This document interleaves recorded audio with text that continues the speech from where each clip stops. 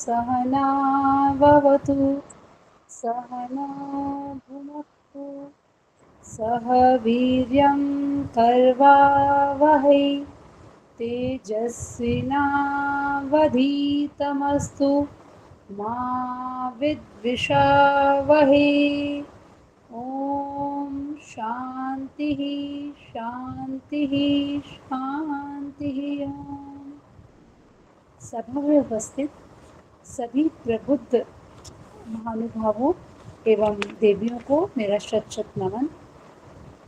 मेरा आज का विषय है ब्रह्मचर्य। तो मैं शुरू करती हूँ। मेरी लड़ाई किसी छोटे मोटे व्यक्ति से नहीं, भारत के प्रधानमंत्री नेहरू से है, परंतु यह लड़ाई गुरु शिष्य की है। गांधी जी भारतीय संस्कृति के अनन्य भक्त थे।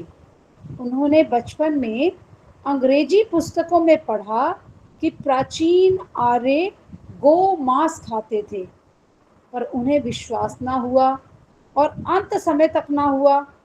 जबकि नेहरू अपनी पुस्तक में लिखते हैं कि वेदों में गो मांस भक्षण का उल्लेख है। और मजा यह है कि वेदों को दोनों ने ही नहीं पढ़ा। नेहरू ने वेदों के यूरोपियन विद्वानों के अनुवाद पढ़े और गांधी गऊ को हिंदू धर्म की आधारशिला मानते थे। इन अंग्रेजी विद्वानों ने वेदों का अनुवाद क्या किया, उनकी मिट्टी पलीत ही कर दी और हमारी संस्कृति को बदनाम करने में कोई कसर ना छोड़ी। नेहरू भारतीय संस्कृति से अपेक्षा रखते हैं कि हमें उस मार्ग पर नहीं चलना चाहिए। इस तरह का गुरु माता पिता की अनुचित आज्ञा या आचरण को भी नहीं मानने और करने का हमारे पवित्र ग्रंथों में उल्लेख मिलता है, ऐसा वो कहते हैं। आजकल जो सांस्कृतिक प्रतिनिधि मंडलों के नाम पर हमारी लड़कियों को दूसरे राष्ट्र में ले जाकर सार्वजनिक रंगमंचों पर नचाया जाता है, वेश्याओं जैसे हाव भाव और भंगिमाएं दिखलानी पड़ती हैं और रूस चीन की लड़कियां यहाँ आकर नाचती हैं। कितना पतन हो गया है, कितना पतन हो गया है हमारा। इतनी हीन अवस्था में आर्य संस्कृति और भारत का अस्तित्व कभी ना बिका होगा। नाचने गाने हाव भाव दिखाने को नेहरू तथा अन्य पश्चिमी विचारों के दास व्यक्ति संस्कृति के लक्षण मानते हैं। तब सत्य अहिंसा धृति क्षमा का इस देश से लोप ना हो जाए तो और क्या होगा। हमारे जीवन का सार तत्व है वीर्य। उसकी रक्षा और वृद्धि ही जीवन को उन्नत से उन्नतम बना सकते हैं। वीर्य की रक्षा और वृद्धि बिना ब्रह्मचर्य के हो ही नहीं सकती। ब्रह्मचर्य से जीवन में निश्चिंतता, निर्भयता, नैरोग्य और सौंदर्य आता है। दयानंद इसी के प्रभाव से जंगलों और कंदराओं में घूमते थे। साधारण व्यक्ति को सर्दी, गर्मी, जुखाम, अजीर्ण आदि रोग सता सकते हैं, परंतु ब्रह्मचारी को कदापि नहीं। भाप और गर्मी के प्रभाव से एक तो इंजन चलता है और एक हुक्का। दोनों की शक्ति और उपयोगिता का अंतर स्पष्ट है। ब्रह्मचारी भी इंजन की तरह ही है, जो इतने डिब्बों को खींच ले जाए, और हुक्का पीने वाले का तो श्वास खींच उन्हें ही निष्प्राण बना देता है। खांसी, दमा, राजयक्षमा से ग्रस्त कर देता है और दुख पाकर मरते हैं ऐसे व्यक्ति।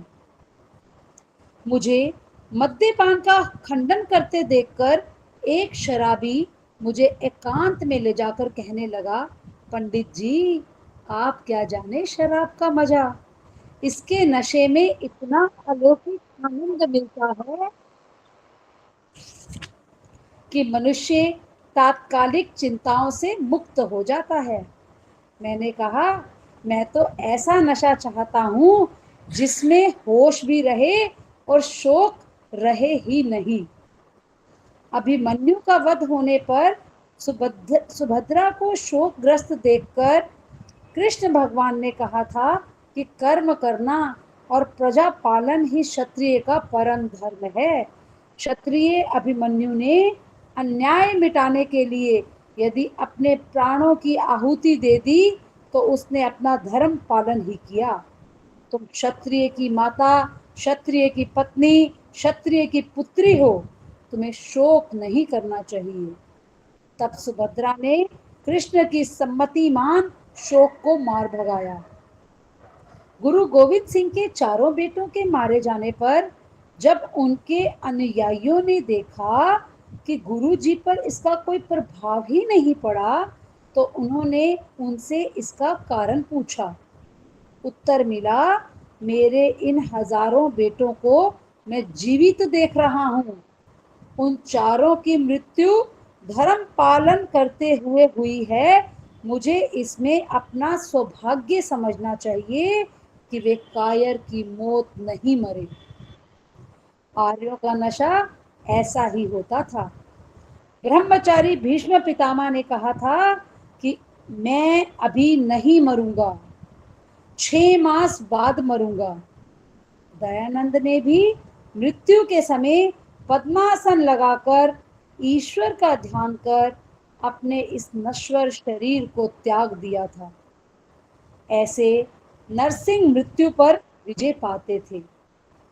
मृत्यु उनकी दासी थी, जबकि हम मृत्यु के दास हैं।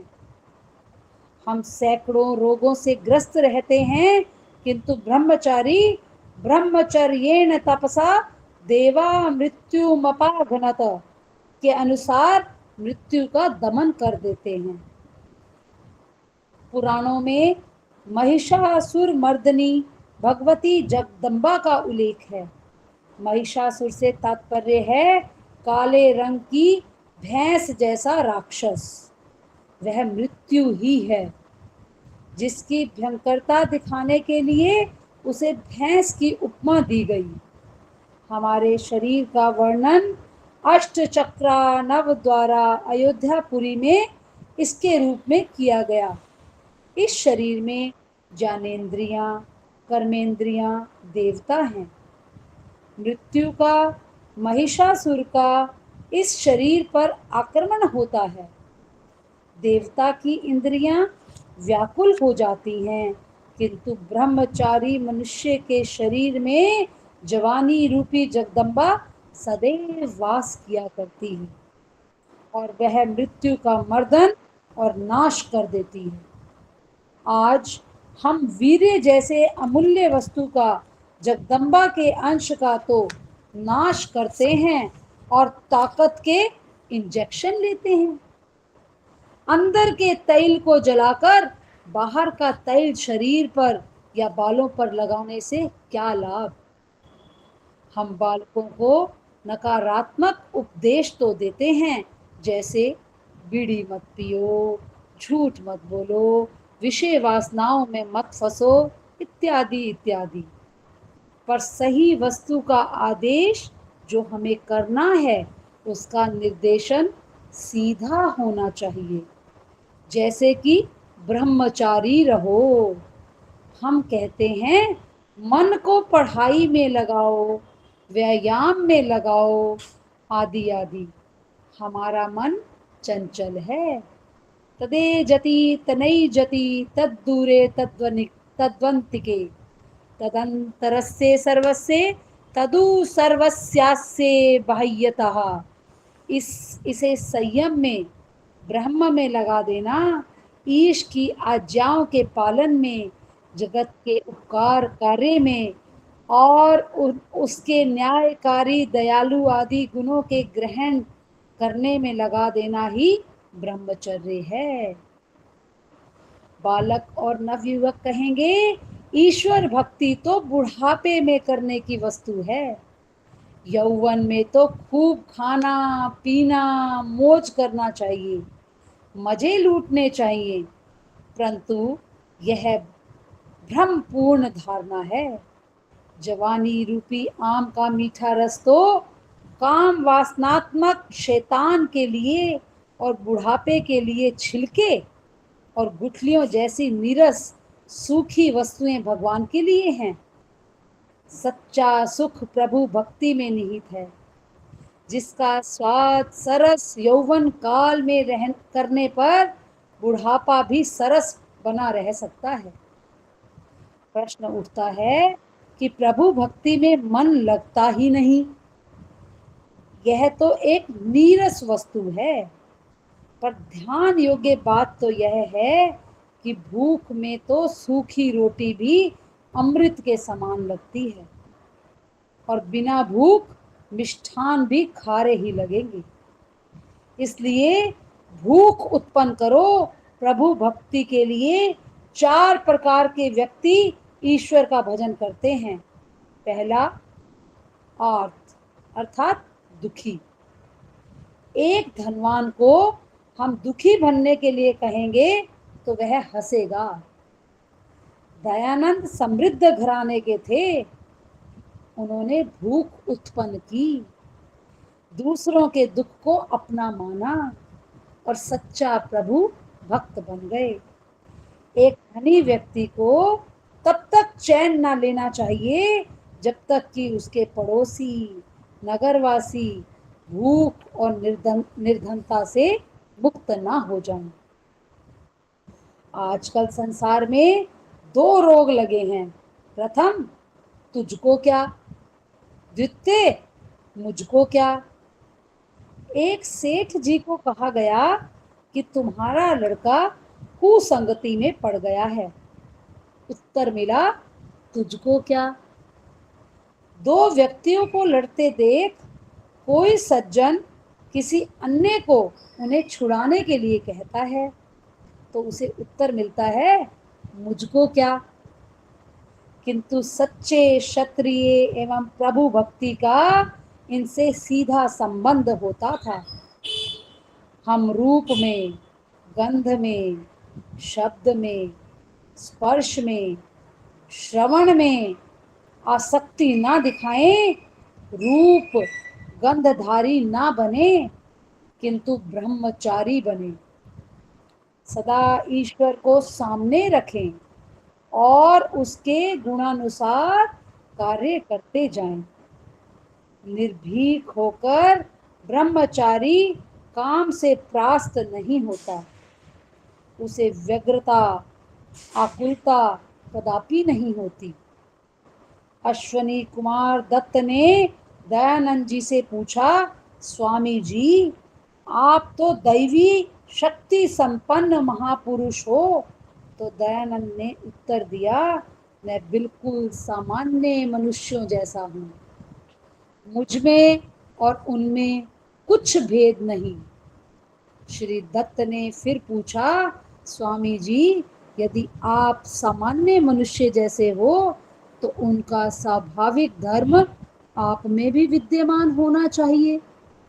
आप काम से कभी त्रास्त हुए या नहीं? कितनी तुच्छ बात कर दी। ऋषि ने कुछ क्षण विचार कर उत्तर दिया, मैं अपने जीवन में कभी नहीं हुआ, कारण मुझे अवकाश ही नहीं मिला। ब्रह्मचर्य का सार इसी उत्तर में आपको मिल जाएगा। निरंतर कर्मशील तथा निद्रा एवं विश्राम पर संयम रखने वाले व्यक्ति से काम भी परास्त हो जाता है। ऋषि दयानंद को एक बार रात को सिसकियां भरते उनके सेवक ने देख लिया। बहुत हठ करने पर उन्होंने बताया कि रात में जगत का दुख मुझे बहुत सताता है, मुझे चैन नहीं है। यह है पराई आग में जलना, पराये दुख को अपना समझना। यह है कर्म योग की चरम सीमा। यह नहीं कि आत्म कल्याण के लिए गुफाओं में जाकर समाधि लगा ली। ऐसा था मेरा देव गुरु दयानंद। जिसके समान नर रत्न लाखों वर्षों में जन्म कोई एक आध ही जन्म लिया करते हैं, किंतु आज तो सिनेमा की भट्ठी में जले नपुंसक कवि अलापते हैं, तेरी नजर ने मुझे घायल कर दिया। या फिर एक दिल के टुकड़े हजार हुए, कोई यहाँ गिरा कोई वहां गिरा। ब्रह्मचारी की आंखें सूर्य के समान तेजस्वी होती हैं, चक्षु ही सर्वाधिक चेतन ज्ञानेन्द्रिय है, हमारे शरीर में उत्पन्न होता है। चक्षु ही हमारे मन के भावों को सर्वप्रथम तथा सर्वश्रेष्ठ प्रभावशाली रूप में बताने वाला है। चोर की आंखें उसका अपना स्वरूप स्वयं ही खोल देती हैं, और सच्चरित्र की आंखों की ज्योत्सना अन्य ही ढंग की होती है। यह है ब्रह्मचर्य की शक्ति, जो संसार के सब कलुषों को मिटाकर मृत्यु पर विजय प्राप्त कराकर काम को परास्त कराकर ईश्वरीय आनंद को प्राप्त कराती है, जिसके सामने सांसारिक सुख और भोग क्षणिक तुच्छ एवं हे नजर आते हैं। इति शम। धन्यवाद जी। या जहाँ कहीं भी त्रुटि रह गई हो, आचार्य श्री से मैं निवेदन करूंगी कि उसका शोधन कर दें। धन्यवाद जी, सभी को सादर नमस्ते जी। बहुत बहुत धन्यवाद आदरणीय बहन शिवानी जी, आपने ब्रह्मचर्य विषय को बहुत सुंदर ढंग से और बड़े सटीक उदाहरण देकर, महर्षि दयानंद जी के जीवन का उदाहरण देकर आपने इस ब्रह्मचर्य को समझाया। बहुत ही उत्तम शब्दों में आपने विवरण दिया और उदाहरणों से स्पष्ट किया। उसके प्रति, ब्रह्मचर्य के प्रति हम सब में किस प्रकार से आकर्षण जगे, उसके लिए भी आपने उसके पर्याप्त महत्व को हमको समझाया। वास्तव में ये जो इस प्रकार की प्रेरणा है, ये समय समय पर हम सबको मिलनी चाहिए, और ये हमारे जीवन को उत्कर्ष की ओर ले जाने के लिए ये ऐसी प्रेरणाएं बहुत आवश्यक हैं। हमारा सौभाग्य है कि आप जैसी बहनें हमारे साथ में हैं, जो इस प्रकार की प्रेरणा लेकर समय समय पर उपस्थित होती रहती हैं। तो मैं पूरी सभा की ओर से, गुरुकुल क्रांति की ओर से बहन शिवानी जी का हृदय से बहुत बहुत आभार व्यक्त करता हूँ कि आप अनेक बार बहुत सुंदर सुंदर लेख लेकर उपस्थित होती हैं, जिससे कि हम सबको बहुत अच्छी प्रेरणा मिलती है। हमारे यहाँ पर जो उपस्थित भाई बहन हैं, यदि वे कोई बात कहना चाहते हैं तो कृपया हस्तोत्थापन द्वारा सूचित कर सकते हैं।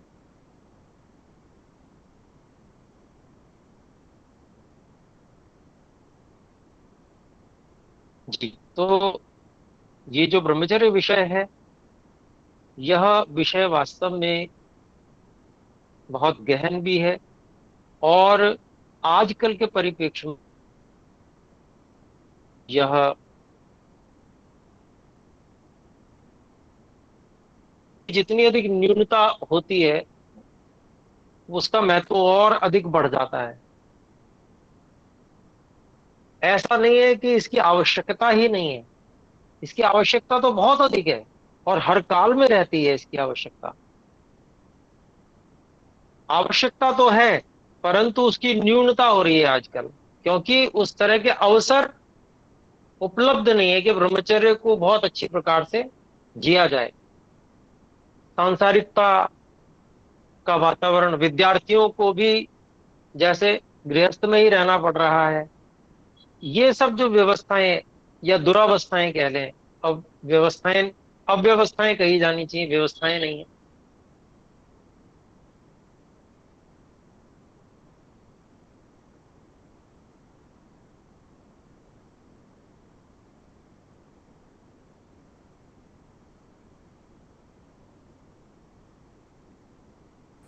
ओम गुरुजी, आवाज नहीं आ रही है। जी, मुझे लगता है कोई सिग्नल की समस्या हो गई होगी। तो आपका बहुत सुंदर वक्तव्य रहा और हम थोड़ी सी प्रतीक्षा करते हैं, यदि गुरुजी जुड़ पाए तो उनकी प्रेरणा संभाला जा बहुत। सकता है इसको, जो कि समाज के लिए एवं जीव और प्राणी और मनुष्य के नस्ल सुधार की तरह बिगाड़ होगी। मनुष्य का शरीर जो है और संतानों का शरीर वो खराब खराब उत्पन्न हो रहा है। आंखें खराब हैं, लिवर खराब है, और पैनक्रियाज खराब है। तमाम खराबियां शरीरों में जन्म से ही मिल रही हैं बच्चों को। उसका वो किसका परिणाम है? वो इसी का परिणाम है कि ब्रह्मचर्य का पालन माता पिता नहीं कर पा रहे हैं, जिसके कारण से संतानें पहले तो होती ही कठिनाई से हैं, और अगर हो भी जावे तो कमजोर होती हैं।